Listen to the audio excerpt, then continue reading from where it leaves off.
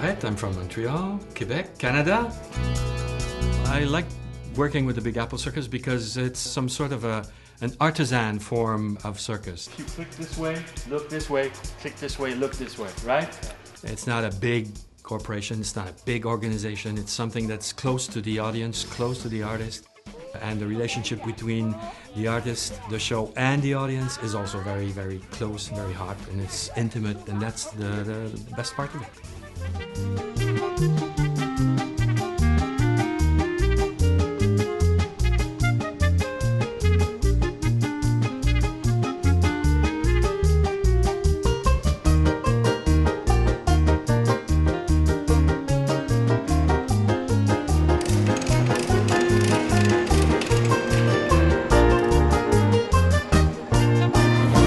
Voilà, c'est bon, c'est bon.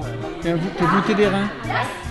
The idea for this year's show came when I met Guillaume like 2.5 years ago, and he wanted me to come and direct one other show. I said, okay, let's see what we could do that was not done.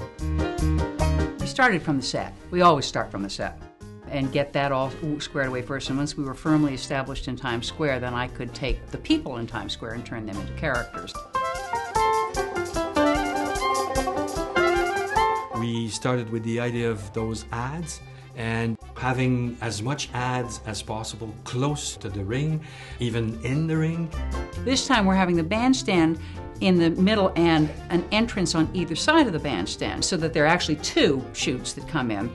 And we immediately latched onto that if we were in Times Square, and we figured, well, why don't we make one 7th Avenue and one Broadway? And the concept of the show is one day on this square. So we start during the day in daylight and we end at midnight with a special moment of New Year's Eve where a new year is born. John Kennedy Kane has a natural ringmaster kind of character. He's very imposing, and this is great. And he's very witty, so it's very easy to work with him because we have to write the dialogues or the situations between him and the clown, him and Pierre Ginet this year, and he's got experience in that kind of thing, so it's a real pleasure. Pierre Ginet is the pickpocket character in the show.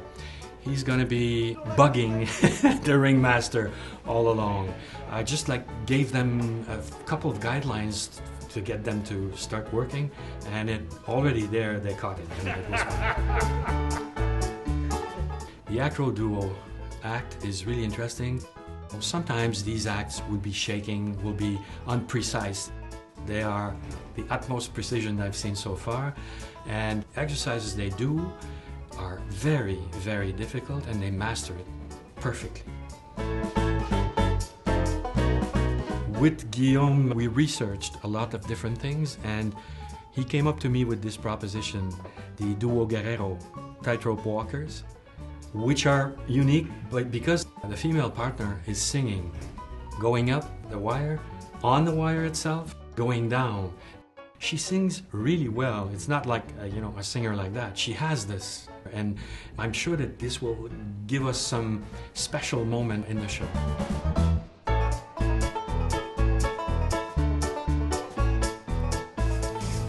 It's marvelous to have those youngsters such as Tai Tojo involved in circus even now.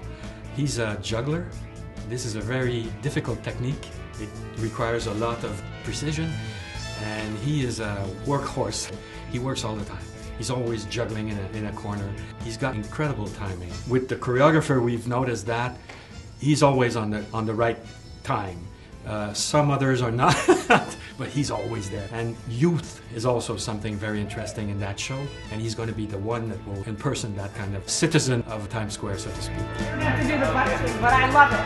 Okay. Rob Torres is one of the few clowns that makes you really laugh, and on top of that, that has this intelligence of feeling. He knows how to relate to an audience. He knows where and when to do some of the things that will touch the heart of people. That's why we bring him back. On top of that, he comes up with ideas. We just talk, and things are getting done, so to speak. Wait till I pull out my monkey tail. Oh, come on. It's gonna be fun. Mongolian Angels are one of the few women duo on trapeze.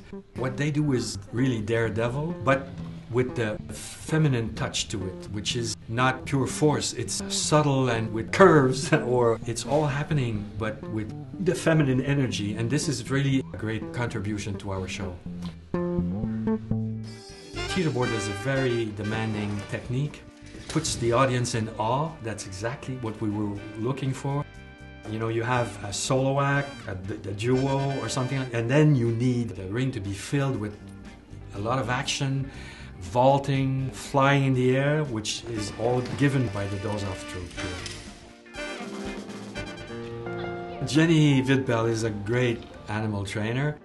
Horses are very difficult because they can be spooked or frightened very easily, and she has this capability of giving them confidence, and the horses are very happy to be there, and she has a very good relationship with them.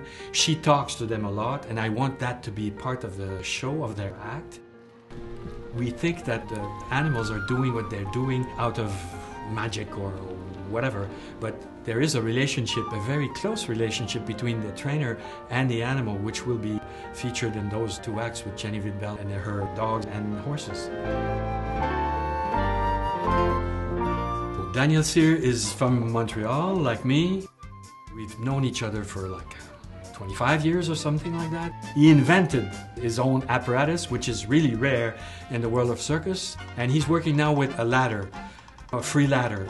This apparatus is very, very demanding, very difficult, very unforgiving, but he is a dedicated artist. He works very, very long hours to make sure that he masters it. And when we started working with him, we didn't know which music we would use because it's very peculiar. We need something that would fit perfectly and that would help him in his work. And we found it. You'll see it in the show. And when we work on rehearsals, he's giving everything he's got.